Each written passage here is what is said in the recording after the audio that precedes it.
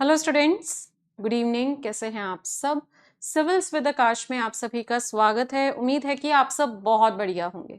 तो स्टूडेंट्स, हमने पिछली कुछ क्लासेस में क्लॉक्स और कैलेंडर का बेसिक और काफ़ी डिटेल डिस्कशन करी है, और आज हम इसके कुछ क्वेश्चंस जिसमें कि आपके प्रीवियस ईयर क्वेश्चंस भी कवर्ड होंगे वो हम डिस्कस करेंगे, और अगली क्लास से फिर हम नया टॉपिक स्टार्ट कर देंगे।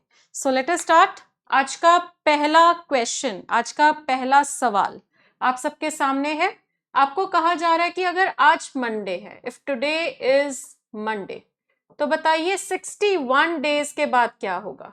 तो चलिए करिए ट्राई। हाँ जी, जल्दी से ट्राई करिए, 61 डेज के बाद क्या होगा। ओके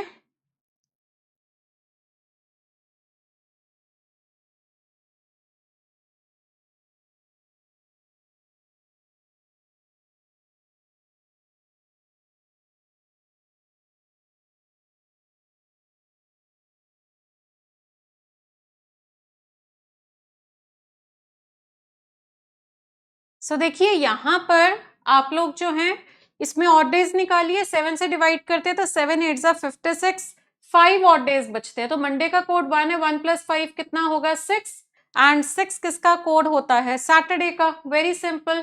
तो यहां पर आपका क्या आएगा? सैटरडे आएगा। That is option number D. Understood? अगला क्वेश्चन। हाँ जी, यहां पे उसने आपको बोला कि अगर 1 जैन 2006 को अगर संडे तो फिर 1 जैन 2010 को क्या होगा? 1 जैन 2010 को क्या होगा? सो करिए सॉल्व। हाँ जी, सेकंड क्वेश्चन आप सभी के सामने आ चुका है, इसको सॉल्व करिए। चलिए बताइए इसका आंसर।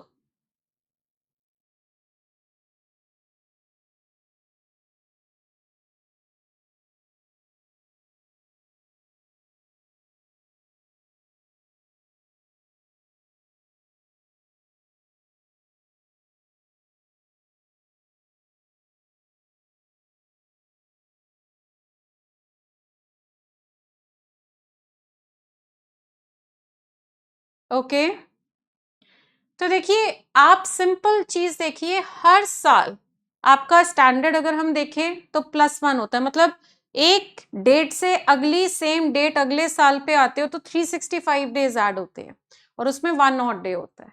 पर जब 29 फेब आती थी तो हम +2 करते थे। तो यहाँ पे आप एक चीज देखिए, तो 2006 से अगर आपको 2010 पे आना है तो आप हर साल +1 करोगे, तो टोटल आप +1 4 बार करोगे तो +4 हो जाएगा। और इसमें 29 फेब जो है वो एक ही बार आ रही है, जो कि 2008 में आ रही है। तो अगर आप इसमें संडे में +5 करेंगे तो संडे का कोड ऑलरेडी क्या होता है? 0। तो 0 + 5 क्या होता होगा? 5। और 5 जो है वो कौन सा वीकडे होगा आपका? फ्राइडे का होगा। तो ये आपका कौन सा वीकडे है? फ्राइडे का है। चलिए अगला question. What was the day of the week on 28th May 2006? हाँ जी, ये वाला ट्राई करिए जल्दी से।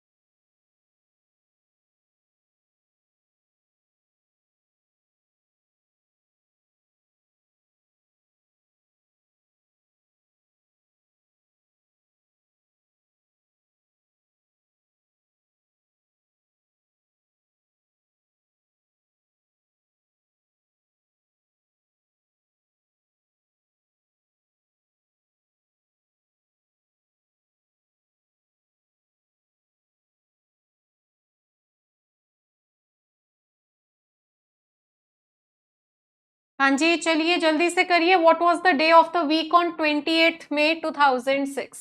सो 28th May 2006 में पूछा जा रहा है। तो अब यहाँ पे सबसे पहले तो डेट हमारी है 28, और क्योंकि 2006 है जो कि आपका क्या है, एक नॉन लीप ईयर, और अगर ये नॉन लीप ईयर है तो इसका मतलब क्या है, तो हमारे जो कोड्स थे क्या क्या थे, 144 जो कि आपका जैन फेब और मार्च का है, उसके बाद 025 जो कि आपका अप्रैल मई और जून का है। तो बच्चे मई का कोड जो है वो कितना है, 2। ओके, उसके बाद यहाँ पे 2 आ गया। उसके बाद आपका ये 21st सेंचुरी है, 2006 है तो ये 21st सेंचुरी है, तो 21st सेंचुरी का कोड हमने लर्न किया था 5, और उसका ये 6th ईयर है, और इसमें एक बार लीप ईयर आया है यानी 2004 में। तो अब इसमें अगर आप ऑड डेज निकालते हैं तो 28 तो आप अगर 7 से डिवाइड करते रिमाइंडर 0 आएगा। यहाँ पे 6 और 1 7 हफ्ता बन गया कैंसिल, 5 और 2 7 हफ्ता बन गया कैंसिल। तो सब कुछ कैंसिल हो गया है यानी 0 ऑड डेज आ रहे हैं, और इसका मतलब क्या है कि आंसर हमारा क्या होगा, संडे होगा, जो कि हमें दिया है ऑप्शन नंबर ए में। ए ऑप्शन है इसका सही जवाब। Okay, next question, last day of a century can not be, ये एक फैक्ट बेस्ड है। देखिए last day of a century जो होता है, सेंचुरी मतलब 31 दिसंबर ऑफ 2000 या 31 दिसंबर 2100, तो एक ऐसा ईयर जो 100 का मल्टीपल है उसका जो आखिरी दिन होगा उसकी बात कर रहा है। तो वो जो है last day of a century जो होता है वो कभी भी, ये मैं आपको बताना चाहूंगी, ये एक फैक्ट है, can not B Tuesday, Thursday और सैटरडे, ये बात हमेशा याद रखना, ठीक है। और अगर आप ऑप्शंस देखो इनमें से आपको एक ही दिया हुआ है Tuesday, that is option number C, C option है आपका आंसर। अंडरस्टूड? चलिए नेक्स्ट क्वेश्चन। तो देखो अब क्लियर है, सारा कंसेप्ट समझ आ गया है, और ये सारे प्रीवियस ईयर क्वेश्चंस हैं आपके सामने, प्रीवियस ईयर क्वेश्चंस और उससे कुछ सिमिलर क्वेश्चंस मैं आज लेकर आई हूं। तो अगर आपको वो सब क्लियर है तो आप ये बहुत आराम से कर सकते हैं। तो चलिए करिए ट्राई, अगला क्वेश्चन ट्राई करिए।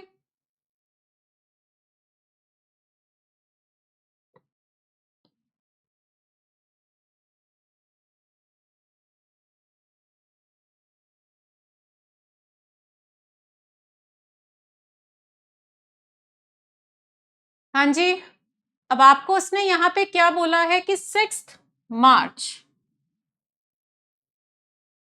हाँ जी, उसने आपको क्या बोला है कि 6 मार्च 2005 को अगर मंडे है तो 6 मार्च 2004 को क्या होगा, 6 मार्च 2004 का क्या होगा।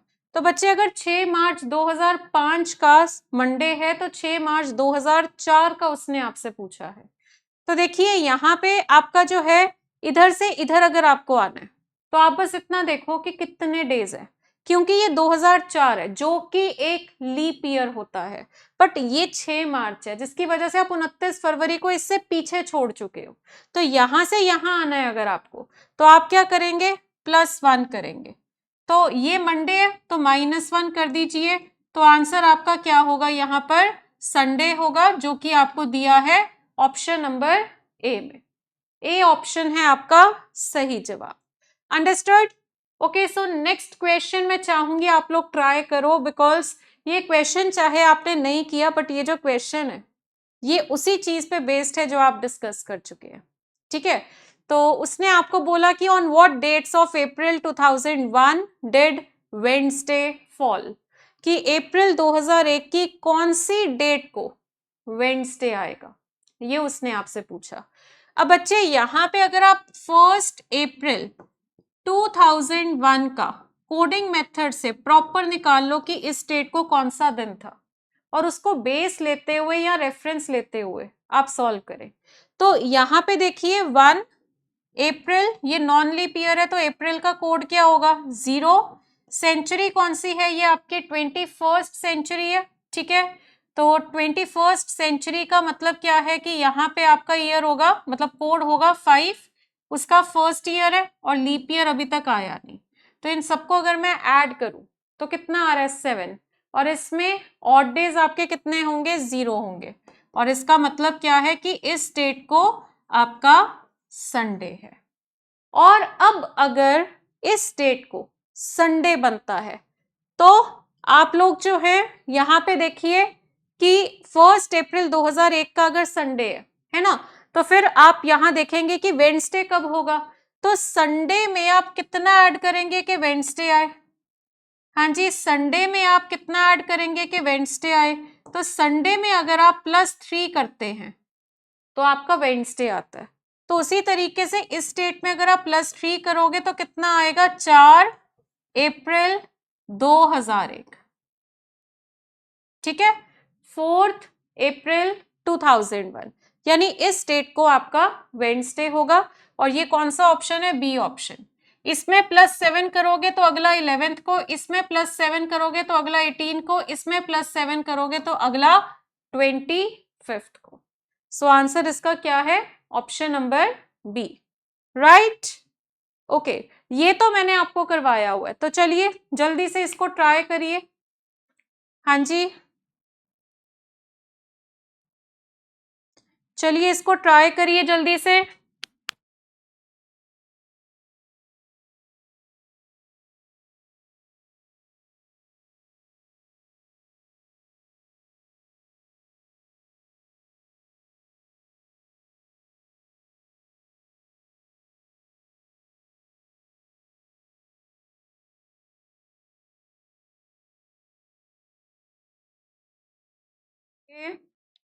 तो देखिए यहाँ पे आपको कोड्स मैंने बताए थे 144 025 036 और 146। ठीक है, तो अब यहाँ पे देखिए आपका जो अक्टूबर और दिसंबर है ना, अक्टूबर और दिसंबर का कोड सेम नहीं है। अप्रैल और नवंबर का चेक करते हैं, अप्रैल और नवंबर का सेम नहीं है। और उसके बाद आपका जून और अक्टूबर का सेम नहीं है, बट अप्रैल और जुलाई का सेम है, इसीलिए आंसर होगा D option. Done. Okay, next question. हाँ जी, नेक्स्ट वाला ट्राई करिए।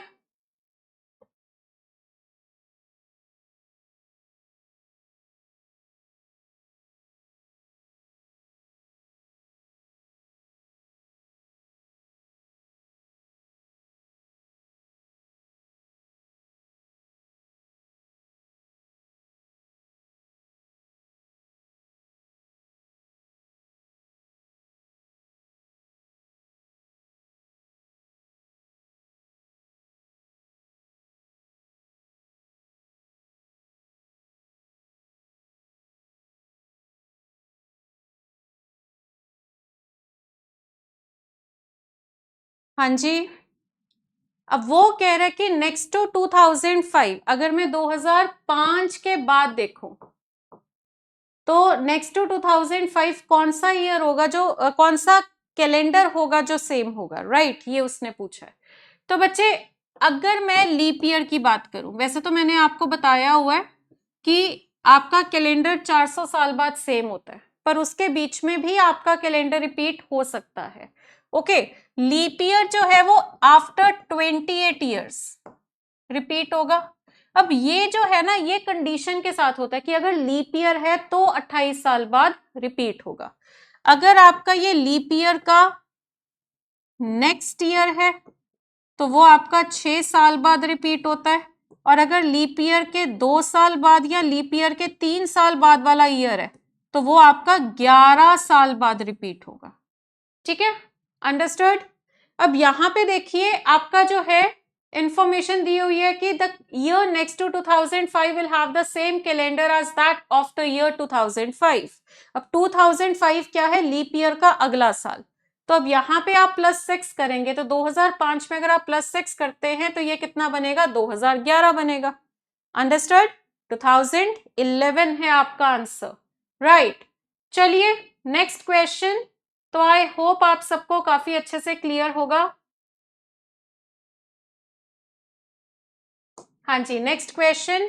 इफ टुडे इज सैटरडे, अगर आज सैटरडे है तो बताइए 350 डेज के बाद क्या होगा? इसमें ऑड डेज निकाल लो। अगर आप 7 से डिवाइड करते हैं तो रिमाइंडर 0 बचता है, तो सैटरडे में +0 करोगे तो सैटरडे ही आएगा। That is option number A. Okay, next question, next वाला ट्राई करिए।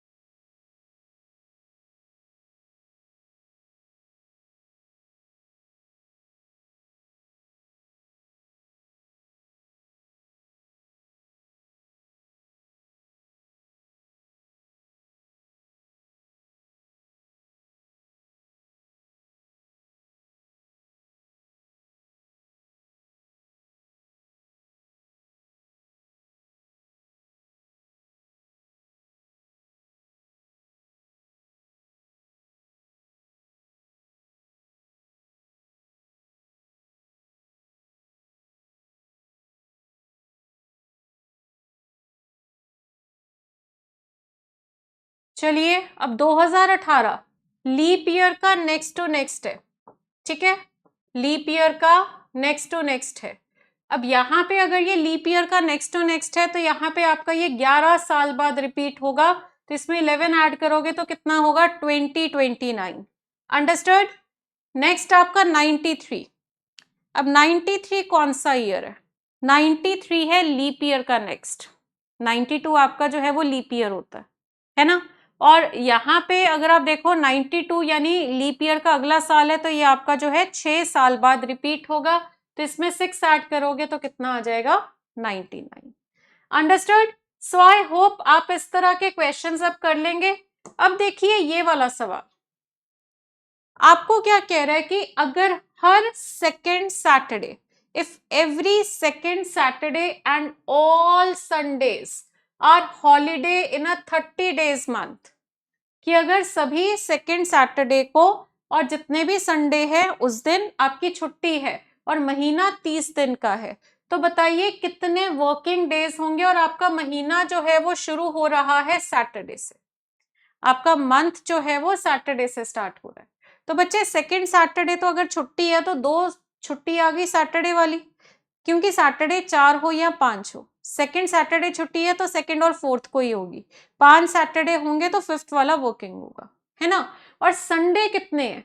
यहाँ पे उसने बोला कि आपका मंथ जो है वो सैटरडे से शुरू हो रहा है, तो यानी संडे जो है वो सेकेंड को आएगा, अगला संडे 7 ऐड कर दो 9th को आएगा, फिर 7 ऐड कर दो 16 को आएगा, फिर 7 ऐड कर दो 23 को आएगा।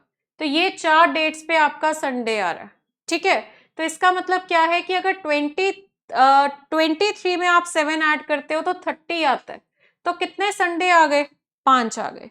तो 5 संडे है ना, 2 सैटरडे है, यानी 7 दिन की छुट्टी है, तो 30 में से 30 total days in the month है, 7 माइनस करेंगे तो हमारा कितना होगा आंसर इसका 23। That is option number D. Okay right. Next, चलिए नेक्स्ट वाला देखिए।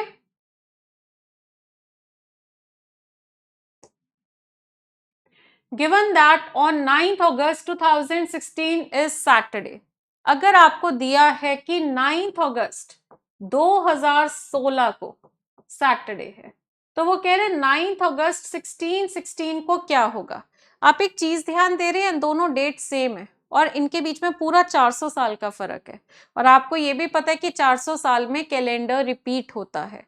इसका मतलब क्या है कि आपका जो अगर इस डेट को सैटरडे था तो फिर इस डेट को भी सैटरडे ही होगा। तो आंसर इसका क्या है? Option number A. Right. Okay, चलिए अगला क्वेश्चन। नेक्स्ट क्वेश्चन आपको वो कह रहा है कि करण को याद है कि उसकी सिस्टर का बर्थडे जो है वो 18th के बाद नहीं है, नॉट आफ्टर 18।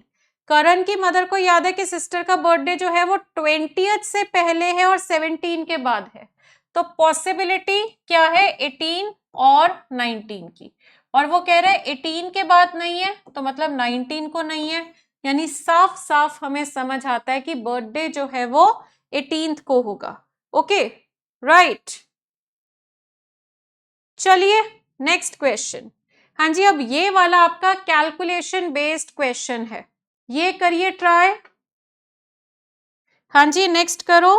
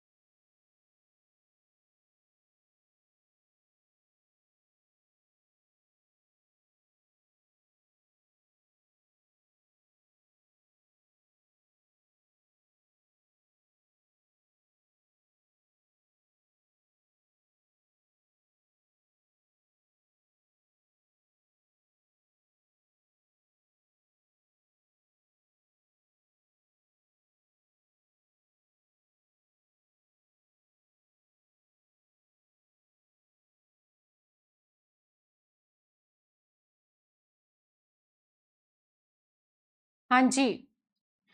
यहाँ पे आपको एंगल बताना है। एंगल का फॉर्मूला आप सबको मैंने सिखाया हुआ है, 60h minus 11m whole upon 2 within mod. Time को पुट करिए। टाइम क्या है, h कितना है, कितने घंटे हैं, 3 घंटे। तो 60 इंटू 3 कितना होगा, 180 माइनस 11 इंटू m कितना होगा, हाँ जी 25 275, ठीक है। ये 275 हो गया डिवाइडेड बाय 2। और ये मॉड का मतलब क्या होता है कि जो वैल्यू आएगी वो आपकी पॉजिटिव रहेगी, है ना, वैल्यू विल रिमेन पॉजिटिव। तो अब अगर आप इसका डिफरेंस लेते हैं, ठीक है, तो इसका डिफरेंस देख लीजिए कितना होगा, हाँ जी 95 डिवाइडेड बाय 2। तो 2 4 जा 8, 2 7 जा 14, 47.5। That is option number A. Understood? Okay, next question. ये भी आपका एंगल के ऊपर ही है। चलिए एंगल बताइए जल्दी से। हाँ जी,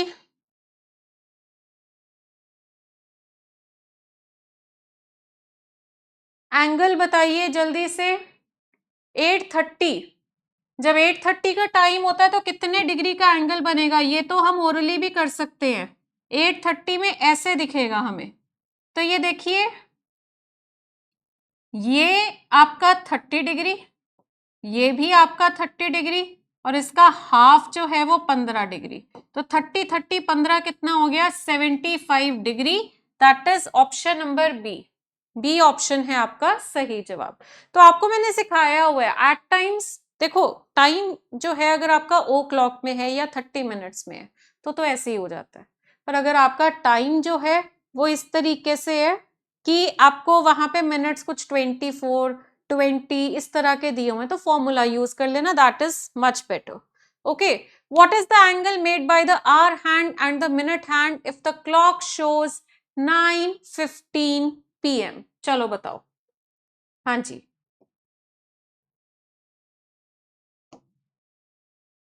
चलिए नेक्स्ट क्वेश्चन बताइए।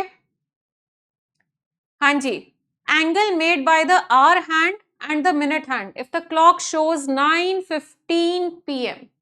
ओके, अगर आपकी क्लॉक जो है वो 9:15 PM का टाइम दिखा रही है तो वही formula 60 into H minus 11 into M whole upon 2 within mod. तो ये कितना होता है, 540 माइनस ये आपका कितना होगा, 165 डिवाइडेड बाय 2। ओके, चलिए तो इसको सॉल्व करिए। 540 में से आपको 165 माइनस करने हैं। 165 है ना, हाँ। तो बस फिर ये आपका कितना हो जाएगा, 375 डिवाइडेड बाय 2। तो 2 1 जा 2, 2 8 जा 16, 2 7 जा 14, 187.5 तो हमें ऑप्शन में दिया ही नहीं। तो इसका मतलब क्या आंसर गलत है? नहीं, आपके दो एंगल याद आ रहे होंगे कि एक मिनिमम होता है और एक मैक्सिमम होता है। तो दूसरा 360 से माइनस कर दो, इसको आप 360 से माइनस कर दीजिए, किसको, 187.5 को, ठीक है। तो 187.5 को अगर आप माइनस करते हैं तो चलिए यहां पे आपका कितना आएगा, 172.5। तो आंसर है 172.5, राइट। ओके, चलिए आगे बढ़ते हैं। Next question. अभी तो हमने एंगल निकाला, अब मैं आपसे बात करूंगी एट व्हाट टाइम की। तो चलो ट्राई करो इसको जल्दी से। हाँ जी, फटाफट से ट्राई करिए। तो देखिए यहाँ पे उसने आपको बोला कि 2 और 3 के बीच में दोनों हैंड्स जो हैं वो एक साथ होंगे। ये किस टाइम पे होगा? तो बच्चे 0 डिग्री। टुगेदर का मतलब क्या है, 0 डिग्री। तो 0 डिग्री अगर वो कह रहा है तो इसका मतलब है कि आपको फॉर्मूला यूज करना है 60 इंटू एच।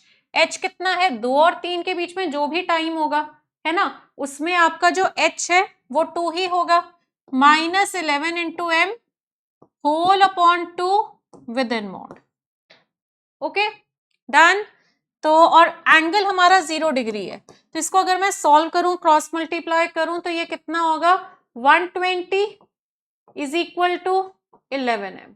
तो मिनट्स कितने आएंगे 120/11, यानी 11 1 जा 11, 10 बचा तो 10 10/11 जो कि आपको दिया हुआ है ऑप्शन नंबर बी में।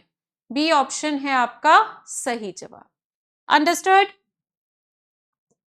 चलिए अगला क्वेश्चन 415 पे आपसे पूछ रहे हैं कि कितने डिग्री का एंगल बनेगा। हाँ जी, चलिए बताइए। 415 पे आपसे पूछ रहे हैं कि दोनों हैंड्स के बीच में कितने डिग्री का एंगल बनेगा। तो बच्चे 60 इंटू एच कितना है 4, माइनस 11 इंटू एम कितना है 15, whole upon 2 within mod. Okay, तो 60 इंटू 4 240 माइनस 165 होल अपॉन 2। ठीक है जी। तो ये अगर आप करते हो तो 75 डिवाइडेड बाय 2 करेंगे तो 75 डिवाइडेड बाय 2, तो 2 3 जा 6, 2 7 जा 14, 37.5 जो कि आपको दिया हुआ है ऑप्शन नंबर बी में। बी ऑप्शन आपका आंसर होगा। Right, okay. चलिए आगे बढ़ते हैं। Next question.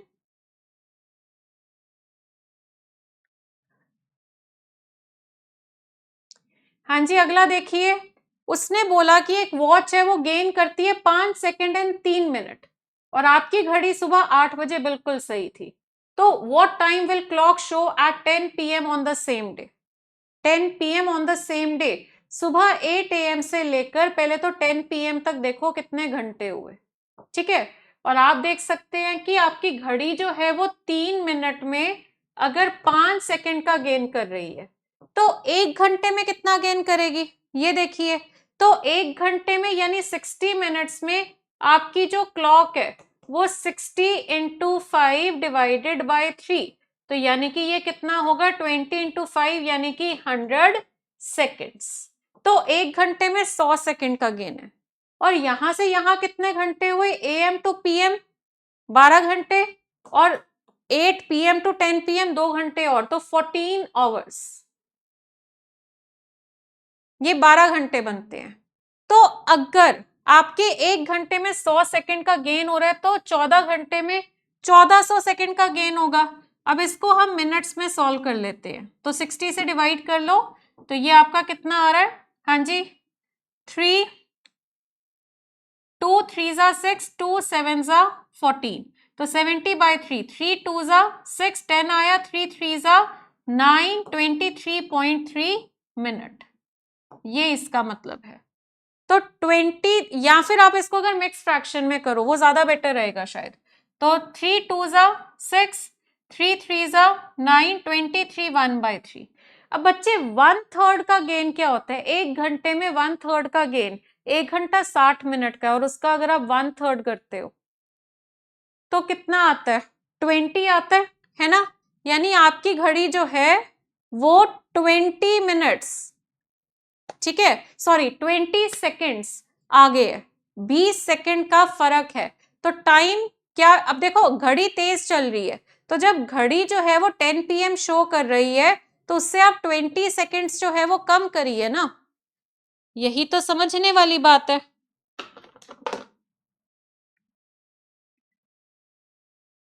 हाँ जी, यहाँ पे देखिए आपको जो है 8 AM से पहले तो 10 PM पे आना था, तो 8 से लेकर 8 तक 12 घंटे और 14 घंटे में आपका 1400 सेकेंड का गेन हो गया। उसको अब मैं मिनट्स में कन्वर्ट कर रही हूँ, तो 23 1/3 यानी कि what time will it show at 10 PM on the same day, कि जब असल में 10 PM होंगे तो घड़ी क्या टाइम दिखाएगी, तो घड़ी तो फास्ट है तो घड़ी जो है वो 10:23 और 20 सेकेंड दिखाएगी। ठीक है, तो ये है आपका आंसर। और ये क्वेश्चन आपको मैं आज का होमवर्क दे रही हूँ और इसी के साथ आपके क्लॉक और कैलेंडर के प्रीवियस ईयर क्वेश्चंस कंप्लीट होते हैं। आई होप आपको क्लियर हो गए होंगे। इसका आंसर आपने मुझे कमेंट्स में बताना है और फिर हम नेक्स्ट क्लास में नया टॉपिक स्टार्ट करेंगे।